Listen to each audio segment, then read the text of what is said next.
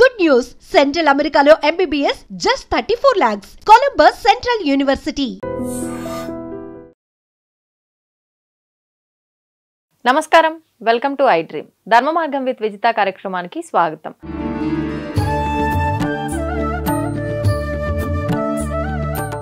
ప్రస్తుతం మనతో పాటు ఉన్నారు ప్రముఖ ఆధ్యాత్మికవేత్త, హనుమత్ మరియు శ్రీ విద్యా ఉపాసకులు బ్రహ్మశ్రీ డాక్టర్ శివయోగి సిస్లా జయశంకర్ గారు. ఇప్పుడు వారితో మాట్లాడి మరిన్ని విషయాలు తెలుసుకుందాం. నమస్కారం గురుగారు. గురుగారు, కష్టాలు అనేవి ప్రతి ఒక్కరికి ఉంటాయి, కానీ ఎవరికి వాళ్ళు కష్టాలు నాకే ఉన్నాయి అని చెప్పి, అంటే నా స్థానంలో నువ్వు ఉంటే నీకు అర్థమవుతుంది, నీకేం తెలుస్తుందిలే అన్నట్టుగా ప్రతి ఒక్కరికి కూడా మాట్లాడుతూనే ఉంటాం. అంటే కష్టాలు సహజమైనప్పటికీ ఆ తట్టుకునే శక్తి లేకే ఇలాంటి మాటలు మాట్లాడుతూ ఉంటామని చెప్పి అనిపిస్తూ ఉంటుంది. కానీ ఎంతకాలం అని ఏ కష్టాలు అనుభవిస్తాము? ఏదో రకంగా ఇంట్లో ఎంతమంది ఉంటే అంతమందికి ఏదో ఒకటి ఆరోగ్యపరంగా కానివ్వండి, లేదు ఏదైనా కావాల్సింది కొనుక్కోవాలి ఇంట్లోకి అన్నా కూడా దానికి తగ్గ ధనం లేక కానివ్వండి, రకరకాల ఇబ్బందులు కష్టాలు ఉంటాయి. వీటి నుంచి బయటపడాలంటే ఏదైనా విధానం ఉంటే తెలియజేయండి గురుగారు. తప్పకుండా అమ్మా. చాలా మంది కష్టాలు అనేవి రకరకాలుగా ఉంటాయి. కొంతమంది జాతకాలు నమ్ముతారు, కొంతమంది నమ్మరు. అవును, ఏదైనా సరే గ్రహస్థితిని బట్టి మన జీవితం నడుస్తూ ఉంటుంది. గత జన్మ కర్మ ఫలానుసారంగా మనకి ఈ జీవితం నడుస్తూ ఉంటుంది. ఏదైనా సరే కర్మని మనం అనుభవించక తప్పదు. అవునండి. కాకపోతే ఒక్కొక్కసారి ఏమవుతుందంటే ఇంట్లో ఉన్న వాళ్ళందరికీ ఒకే రకమైన దశలు జరుగుతుంటే అందరూ కూడా ఇబ్బందులు పడుతూ ఉంటారు. ఒకళ్ళు ఆరోగ్యంతో ఇబ్బంది పడుతుంటారు, ఇంకోళ్ళు ఇంటి యజమానేమో ఆర్థికంగా ఇబ్బంది పడుతుంటాడు, సంపాదించింది సరిపోక. రకరకాల పరిస్థితులు ఒక్కొక్క ఇంట్లో ఒక్కొక్క రకం. కొన్నిసార్లు అన్ని బాగున్న పరిస్థితులు, అందరూ బాగున్నా మనకే మానసికంగా ఏదో తెలియని ఒక ఇబ్బందులు ఉంటాయి. ఇది ఇంటింటి రామాయణం అంటే ఇదే. ఒక్కొక్క ఇంటికి ఒక్కొక్క చరిత్ర ఉంటుంది. అవును గురుగారు. అయితే ఏంటంటే ఏదైనా సరే భగవంతుడిని నమ్మితే, భగవంతుడి పాదాలను ఆశ్రయిస్తే ఎటువంటి కష్టం నుంచి అయినా మనం ఆ కష్టాన్ని దాటుకొని ముందుకెళ్ళగలుగుతాం. కష్టాలన్నీ మాయమైపోతాయని కాదు, కష్టాలని తట్టుకునే శక్తి మనకి ఇస్తాడు. కష్టాలు అనేవి కామన్, ఎవరైనా అనుభవించాల్సిందే. ఎవరికి ఒక్కోళ్ళకి ఒక్కో రకమైన కష్టం ఉంటుంది. అయితే ప్రతి వాళ్ళు ఏమనుకుంటారంటే ఎవరికి లేని కష్టాలు నాకే ఉన్నాయనుకుంటారు. ఇది ఒక యాటిట్యూడ్ అనమాట. నిజమే. ఏంటి దీనికి గాను ఒక బ్రిటిష్ లండన్లో ఒక సెమినార్ జరిగింది. అంటే మనస్తత్వ శాస్త్రవేత్తల సెమినార్లో ఎవరికి వాడు నాకే కష్టాలు ఎక్కువ ఉన్నాయి అనుకుంటారు. అందుకని మనకున్న కష్టమే బెటరు ఎదుటివాడి కష్టం కన్నా, ఇది తెలుసుకోవాలి ఎవరైనా అనేది ఒక సెమినార్ జరిగి, ఆ సెమినార్లో ఏం చెప్పారంటే మీకున్న కష్టం ఏదో ఒక పేపర్ మీద రాయండి, ఆ పేపర్ని ఒక డబ్బాలో వేయండి అని. ఒక 3000 మంది సెమినార్. అందరూ చీటీలు తీసుకొచ్చి అందులో వేయాలి వాళ్ళ వాళ్ళ కష్టాన్ని రాసి. దాన్ని మొత్తం ర్యాండమ్గా కలుపుతారు. కలిపి ఇప్పుడు ఒకళ్ళు ఒక స్లిప్ తీసుకోండి, మీ కష్టం అక్కడ వదిలేయండి, ఆ స్లిప్ వచ్చిన కష్టాన్ని మీరు తీసుకెళ్ళండి అన్నారంట. సో ఒకళ్ళు మళ్ళీ చీటీలు తీశారు.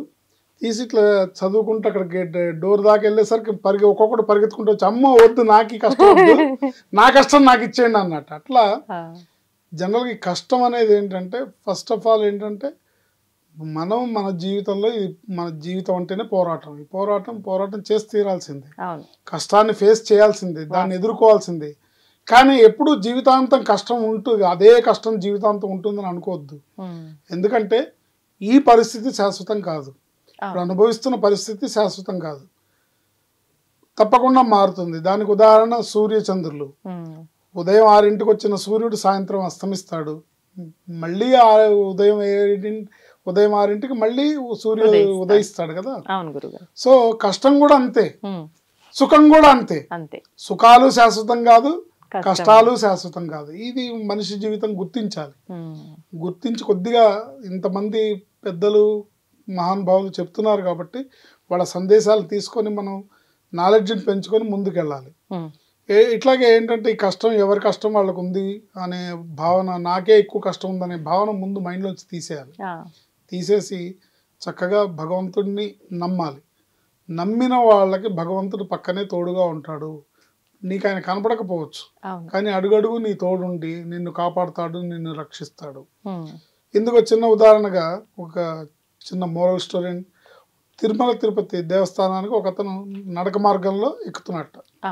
ఎక్కుతూ చీకటి పడింది, బై మిస్టేక్ జారి లోయలో పడ్డాడు.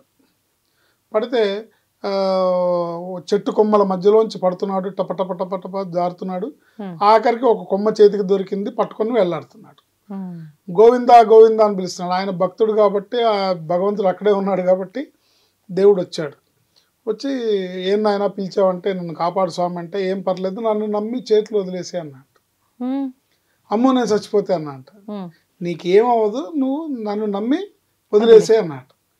అంటే అమ్మో నేను చచ్చిపోతే అన్నట్టు. అయితే నీ కర్మ, నేను చాలా బిజీ, నువ్వు పిలిచావని వచ్చాను అని ఆయన వెళ్ళిపోయాడు. మళ్ళీ సుప్రభాతం గంట కొట్టారు, వెంకటేశ్వర స్వామి వెళ్ళిపోయాడు. వీడు అలాగే చెట్టుకు వేలాడుతున్నాడు. తెల్లారింది, చూస్తే భూమికి అడుగు దూరంలో, అడుగు ఎత్తులో వేలాడుతున్నాడు. సో భగవంతుడిని నమ్మి వదిలేస్తే తెల్లవారులు హ్యాంగింగ్ అయ్యే పరిస్థితి తప్పేది అంతే కదా. అలాగే అంటే ఇది ఏంటంటే నమ్మాలి, నమ్మకంతో ముందుకెళ్ళాలి. నాకేమవ్వదు, భగవంతుడు ఉన్నాడు, నన్ను కాపాడుతాడు అనే నమ్మకంతో కనుక ఎవరైతే భగవంతుడి పాదాలను ఆశ్రయిస్తారో తప్పకుండా మీ భగవంతుడు అంటే విష్ణుమూర్తి భగవంతుడా, శివుడు భగవంతుడా, వెంకటేశ్వర స్వామి భగవంతుడా, ఆంజనేయ స్వామి భగవంతుడా అంటే, సుబ్రహ్మణ్య స్వామి భగవంతుడా, గణపతి భగవంతుడా అంటే మీ మనసుకి ఏ రూపం నచ్చితే ఆ రూపం. భగవంతుడు ఒక్క రూపంలోనే ఉన్నాడు అక్కడ. మీ మనసుకు నచ్చిన రూపం మీద మీరు లగ్నం చేసి ఆ భగవంతుడికి సంబంధించిన శ్లోకాలు, స్తోత్రాలు మీరు చేస్తూ నమ్మకంగా ఉంటే కనుక ఏ దేవుడైనా రాయే భగవంతుడిగా మారి సమాధానం ఇస్తుంది, రక్షిస్తుంది, కాపాడుతుంది. ఇందులో ఎటువంటి సందేహం లేదు. నమ్మాలి, నమ్మకం స్ట్రాంగ్గా ఉండాలి. ఎటువంటి కష్టాల నుంచి అయినా బయటపడగలుగుతాం. సరే అండి, మాకు నమ్మకం ఉంది, దీనికి ఏదన్నా మా మనసు లగ్నం అవడానికి, ఆ భగవంతుడిని కష్టాలు తీర్చమని అడగడానికి మాకు ఏదన్నా ఒక మంచి మంత్రం చెప్పండి అంటే కనుక ఒక అద్భుతమైన మంత్రం ఇది. రాముల వారి శ్లోకం, ఆంజనేయ స్వామి శ్లోకం కలిపి చదువుకోవటం వల్ల తప్పకుండా ఎవరు ఎటువంటి కష్టంలో ఉన్నా సరే, వాట్ ఎవర్ ఇట్, ఈ కష్టం ఏదన్నా అవనివ్వండి, మీ కష్టం 100 టన్నులున్నా, మీ కష్టం 1000 టన్నులున్నా అది పటాపంచలైపోతుందని చెప్పడంలో ఎటువంటి సందేహం లేదు. ఆపదామపహర్తారం ధాతారం సర్వసంపదాం లోకాభిరామం శ్రీరామం భూయో భూయో నమామ్యాం అనే రాముల వారి శ్లోకాన్ని, అసాధ్య సాధక స్వామిన్ అసాధ్యం తవకిం వద రామదూత కృపా సింధో మత్కార్యం సాధయ ప్రభో అనే ఈ శ్లోకాన్ని కలిపి ప్రతిరోజు మీకు కుదిరినన్ని సార్లు అనుకోవటం వల్ల ఆంజనేయ స్వామి తప్పకుండా మిమ్మల్ని మీ కష్టాల నుంచి బయటపడేస్తాడు. రెండు కలపడం ఎందుకని గురుగారు? అంటే రాముల వారి పేరు చెప్తే ఆయన తొందరగా కదులుతాడు. అంటే ఆంజనేయ స్వామికి రెండే పనులు ఉన్నాయి. ఒకటి ఆ రామ భక్తుల్ని కాపాడడం, రెండు తన భక్తుల్ని కాపాడడం. సో తన భక్తుల కన్నా ముందుగా ఆయన తొందరగా రియాక్ట్ అయ్యేదంటే ఎక్కడ రామనామం వినపడితే అక్కడ తొందరగా రియాక్ట్ అవుతాడు. కాబట్టి మీ కష్టాల తీవ్రతను బట్టి మీరు ఈ రెండు కలిపి కనుక చదివితే ఎటువంటి కష్టం నుంచి అయినా బయటపడతారు. రోజు కనీసం 21 సార్లు పఠిస్తే తప్పకుండా ఎటువంటి ఈ శ్లోకాలు రెండు కూడా ఇవాళ నేను కొత్తగా చెప్తున్నవి ఏం కాదు, అందరికి తెలిసినవే, అందరికి ప్రజల్లో అందరికి విదితమైన శ్లోకాలే. కానీ దాని మహిమను అనుభవించిన వాడిని కాబట్టి నేను చెప్తున్నాను. ఆపదామపహర్తారం ధాతారం సర్వసంపదాం లోకాభిరామం శ్రీరామం భూయో భూయో నమామ్యాం అసాధ్య సాధక స్వామిన్ అసాధ్యం తవకిం వద రామదూత కృపా సింధో మత్కార్యం సాధయ ప్రభు. అసాధ్య సాధక స్వామిని, అసాధ్యాల్ని సాధించే ఓ ప్రభువా, ఓ ఆంజనేయ స్వామి, అసాధ్యం తవకిం వద, నీకు అసాధ్యం అన్నదే లేదు. ఓ రామదూత, ఓ అపార కరుణామయుడ, ఓ కృపా సింధు, మత్కార్యం సాధయ ప్రభు, నా పని చేసి పెట్టు, నన్ను రక్షించు, నన్ను కాపాడని నమ్మకంతో ఎవరైతే వేడుకుంటారో మీ కష్టం ఏదైనా సరే, name it what ever it may be, ఎటువంటి కష్టం నుంచి అయినా బయటపడి తప్పకుండా మీరు విజయాన్ని సాధిస్తారు. మీ కష్టాల్లోంచి మీరు బయటపడతారు. తప్పకుండా సుఖాల దారిలో పయనిస్తారు. అదృష్టం మీ వెంటే ఉంటుంది, భగవంతుడు మీ వెంటే ఉంటాడని చెప్పడంలో ఇంత కూడా సందేహం లేదు. గురుగారు నోరు తిరిగినప్పుడు బయటికి చెప్పడం కన్నా కొంచెం లోపల చెప్పుకుంటే అది మనం తప్పు పలికిన తప్పు లేదంటారు, వాస్తవమా? అంటే ఇప్పుడు నోరు తిరగదు, నాకు తప్పులు వస్తాయేమో అంటే అసలు శ్రీరామ అనే 3 అక్షరాలకు ఉన్న మహిమ దేనికి లేదు. అలా అనుకున్నా. శ్రీరామ అంటే నమ్మకం కుదరదండి, సింపుల్ గా ఉంటుంది కదా. శ్రీరామ అనే చిన్నప్పటి నుంచి ఇక్కడ అన్ని చోట్ల చూస్తున్నారు కదా. సో ఇది మాకు తెలుసు అనుకుంటారు, కానీ దాని మహిమ అపారమైనది. శ్రీరామ అనేది మహామంత్రం ఏంటి, శ్రీరామ జయమంత్రం అంటారు దాన్ని. శ్రీరామ శ్రీరామ శ్రీరామ. ఇప్పుడు ఆంజనేయ స్వామికి అంత శక్తి ఎక్కడి నుంచి వచ్చింది? రామ్ రామ్ రామ్ రామ్. కొన్ని లక్షల కోట్ల కోట్ల కోట్ల కోట్ల యుగాల నుంచి ఆయన ఆ జపాన్ని చేసి చేసి ఆయన జ్యోతిర్మయ స్వరూపుడుగా మారిపోయి ఇంతమంది కష్టాలు తీరుస్తున్నాడు. ఆంజనేయ స్వామి ఇప్పటికీ చిరంజీవి, ఇప్పటికీ ఆయన ఉనికి ఉంది, అనేక చోట్ల ఆయన బయటపడుతుంది. అనేక సార్లు స్వప్న సాక్షాత్కారం పొందిన వాడిని నేను స్వయంగా చెప్తున్నాను. ఆయన ఆ అనుభూతి అనేది తలుచుకుంటే నమ్మాలి, నమ్మిన వాడికి నమ్మితే ఇది. భగవంతుడికి వచ్చి మనల్ని నమ్మించాల్సిన అవసరం ఆయనకి లేదు. నమ్మిన వాళ్ళకి ఎస్ నువ్వు నమ్మావు, నేను ఉన్నాను, నేను నిన్ను కాపాడతాను. నువ్వు నమ్మకపోయినా నిన్ను కాపాడతాడు, కానీ వచ్చి నేనున్నాను నన్ను నమ్మని చెప్పాల్సిన అవసరం ఆయనకి లేదు. వాస్తవం గురుగారు. మీకు అలా స్వప్నంలో సాక్షాత్కారం అవుతారా?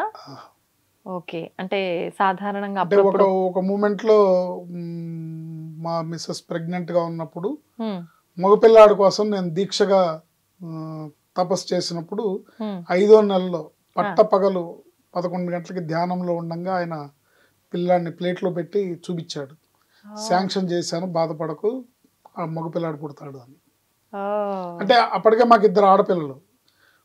జాతకం ప్రకారం ముగ్గురు, మూడోసారి కూడా ఆడపిల్ల బలంగా కనిపిస్తుంది. అప్పుడు 3 ఆడపిల్లలు అంటే కొంచెం బాధ అనిపిస్తుంది కదా. 2 ఉన్నారు ఆల్రెడీ ఆడపిల్లల అమ్మ మహాలక్ష్మి స్వరూపాల్లాగా. వారసుడు కావాలనే కోరిక అది స్వార్థమే అయినప్పటికీ ఆ స్వార్థంలో తప్పు లేదు, ఉండాల్సిన స్వార్థం అది. సో అప్పుడు మేము దీక్షగా చేసినప్పుడు ఆయన స్వప్నంలో 5వ నెలలో ఒక పెద్ద ప్లేట్లో మక్మల్ క్లాత్ లో గులాబీ రేకుల మధ్యలో పిల్లాన్ని పడుకోబెట్టి చూపించాడు. శాంక్షన్, డోంట్ వరీ అని. అప్పుడు ఏంటి మీ ఫీలింగ్? బాబాయ్ పుట్టిన తర్వాత ఇంకా మామూలుగానే మీకు నమ్మకం ఉంది, హనుమత్ ఉపాసకులు కాబట్టి ఎట్లాగ అప్పటి వరకే నమ్మకం ఉంది. ప్రాక్టికల్ గా ప్రూవ్ అయింది. ఇలా అనేక సందర్భాల్లో, అనేక కష్టాల్లో, అనేక విషయాల్లో ఏ సంకల్పాన్ని సంకల్పించి ఆంజనేయ స్వామి పాదాలు పట్టుకున్నా అది తప్పకుండా నెరవేరుతుంది. ధన్యవాదాలు గురువు గారు. నమస్కారం. ఆయుష్మతి భవ. తవ్వుతూనే శివలింగం సరే దాన్ని అట్లా కప్పేసేయండి, చూపించదండి. మూర్తి పూజ కాదు, సాక్షాత్ బ్రజేంద్ర నందన భగవాన్ ఉన్నారు మూర్తిలో. ఏమీ ఆశించకుండా ఆరాధించే వాళ్ళు కూడా ఉన్నారా ప్రభుజీ? నిజమైన భక్తి అంటే మనకు తెలియదు కాబట్టి